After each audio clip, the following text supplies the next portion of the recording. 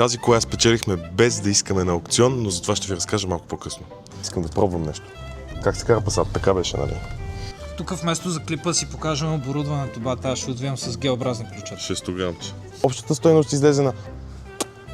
Купих Passat за препродажба, има забележки по него, тепърва ще ги оправяме една по една, а на вас ще покажем целият процес от покупката, поправянето на забележките и продажбата. Да видим дали ще успеем да изкараме някой лев. Ето какво се случи с нашия Passat до момента. Днес съм дошъл в Евротоп сервиз, защото разбрах, че частите за Passat са дошли. Сега искам да видя Илян до къде е стигнал, като той ни обяснява всичко от А до Я. Днес започваме ремонта на Passat на Евротоп, като ще започвам от ангранажа и мотора като цяло. Всичките проблеми вече са открити, частите са на лице. Нека да започваме.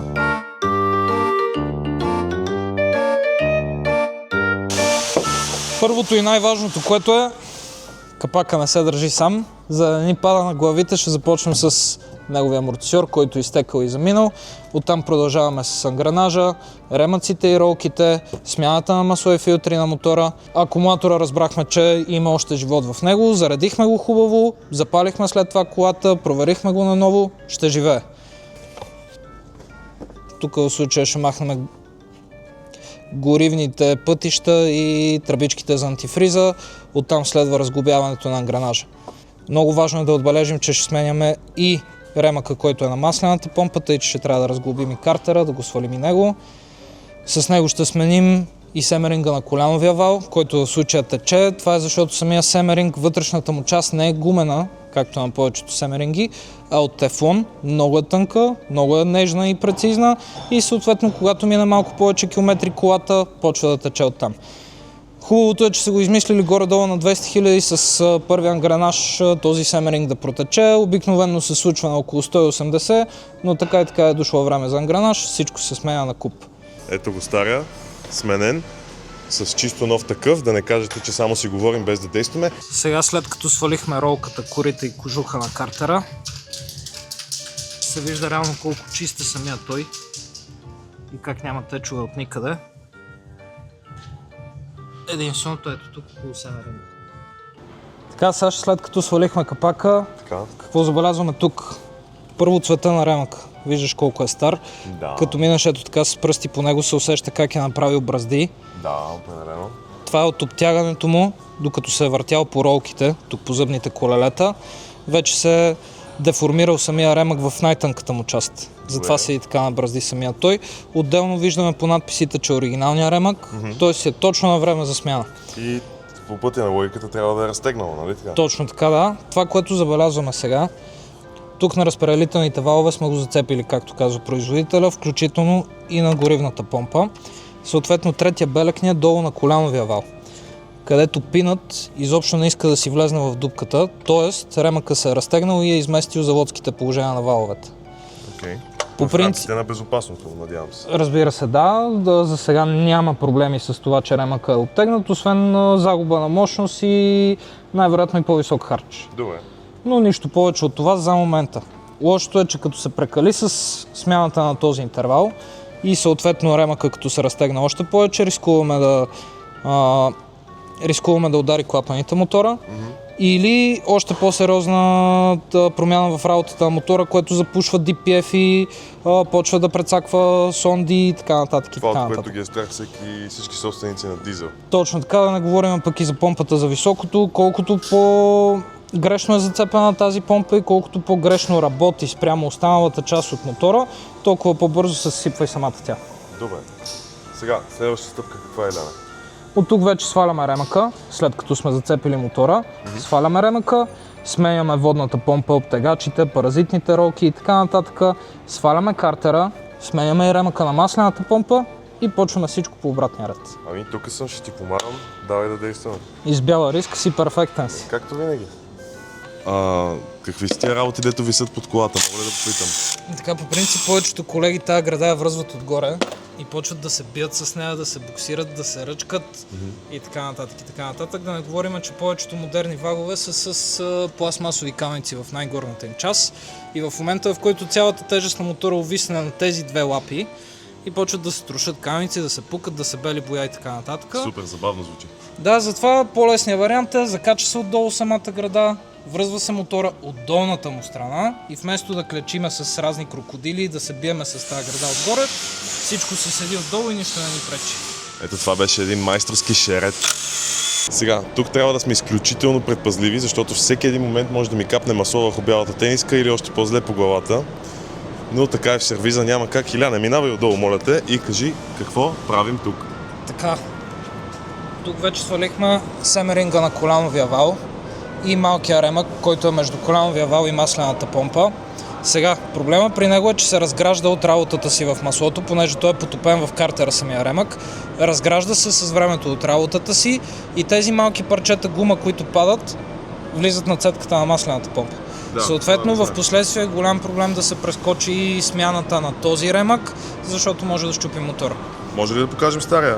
Реално ето го стария ремък. видими следи? Много видими следи няма по него. Ние така или иначе не можем да го преценим, понеже той сега се раздува от маслото и дори изглежда малко по-голям, отколкото трябва. Окей. Самия ремък е раздут, поумекнаме. Това не е добре. Окей. Реално ето го новия. Континентал? Да, Това не е най-доброто за тези коли. Стига, нали, да се ограничим от оригинала. Това е следващото най-добро. В случая ремъка си е производство на Conti, този малкия. Тук това бялото, което виждаш, е тафлоново покритие, Супер. което го слагат само единствено на него и на оригиналния. Супер. В случая Дайко също произвеждат оригиналния ремък, като там също има това нещо. Другото, което е много важно, ето тук на водната помпа имаме този клапан, който я управлява.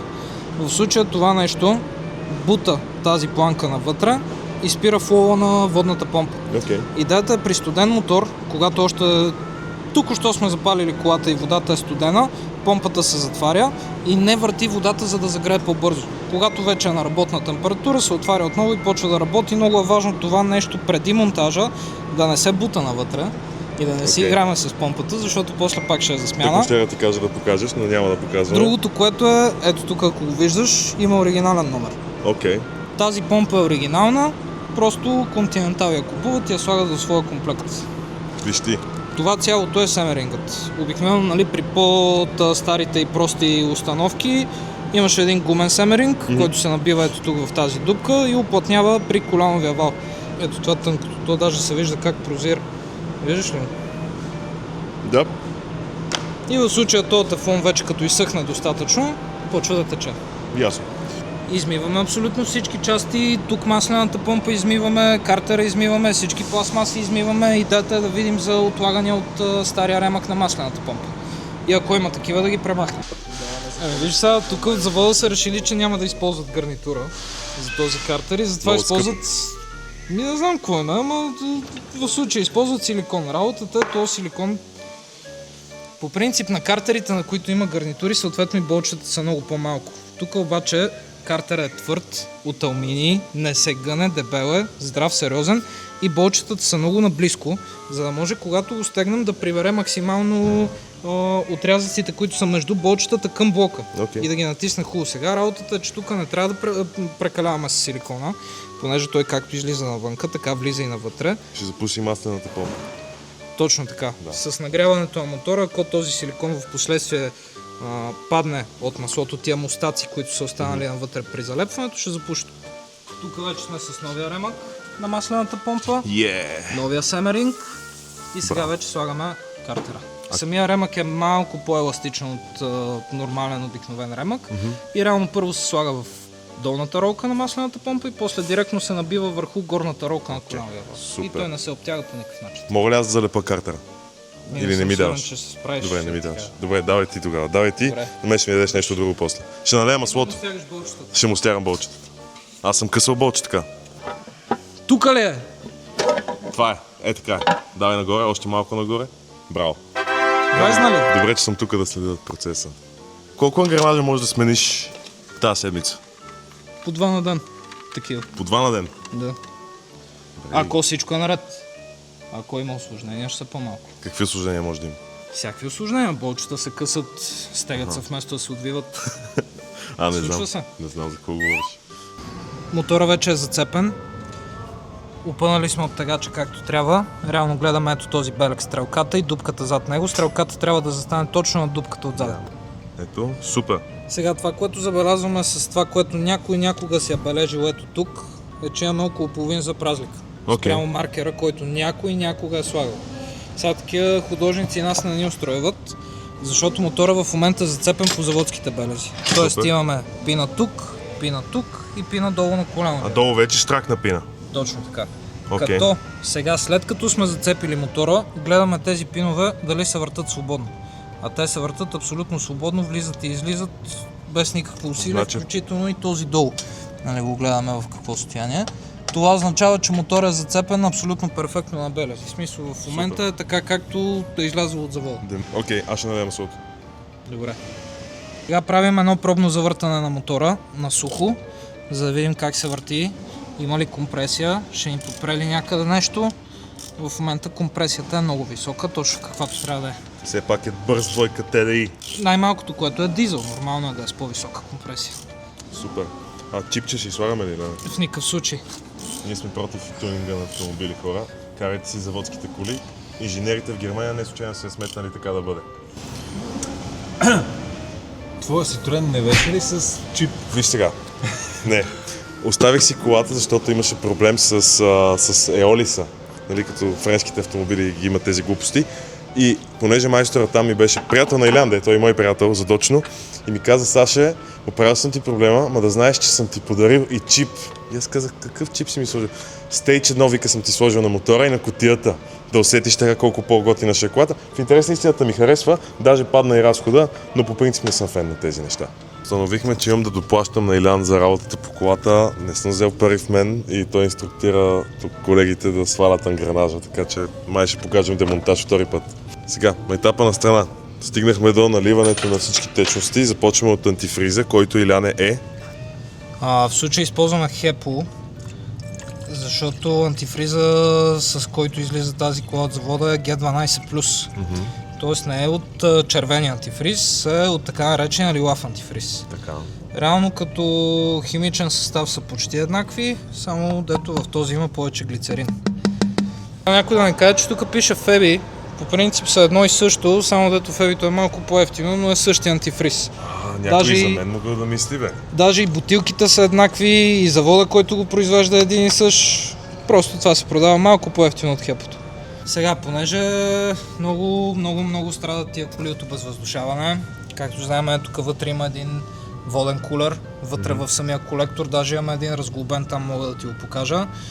През него минава вода, всичкият тия тръби са за вода. И в случая казанчето не е най-високата точка на охладителната система. Съответно въздуха се задържа в най-високата точка, извън казана, и сега трябва да я обезвъздушим много хубаво. По принцип това нещо се прави през диагностиката, както ще го направим и ние сега. Работата е, че ако не се свърши като хората, рискуваме да счупим колата.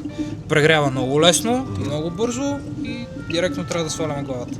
Не ни се сваля главата, моля ви се. Иляне, моля те, внимавай, съсредоточи се, няма да те занимавам с моите глупости. Това се нарича charge cooler при тия коли. Тук в случая конкретния кулер е от 1.6, не от двойка, но системата е горе-долу еднаква.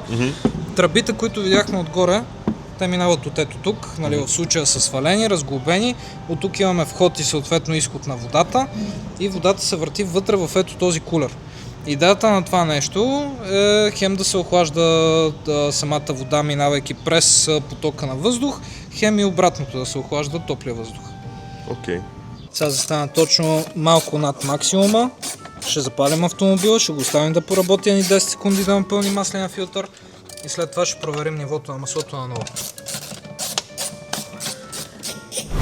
Илян твърди, че Пасата е готов за палене, така че скачам вътре, натискам старт и се надявам нищо да не изтропа, Иляна. Така. Ключът е тук. Момента на истината.